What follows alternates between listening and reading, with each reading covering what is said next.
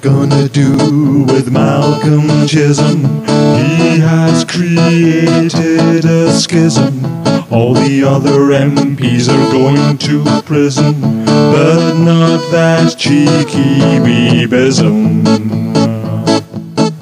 Malcolm Chisholm's resigned again. He's resigned to resigning again and again. He's a man of principle, he hates Ian Gray. Malcolm ex-minister, yay. Malcolm Chisholm, I've avoided the obvious rhyme. Malcolm Chisholm must resign. Malcolm Chisholm, have you ever flirted with socialism?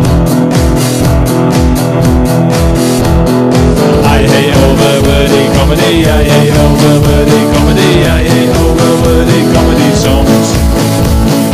Number 3's the magic number, here have a German cucumber so long.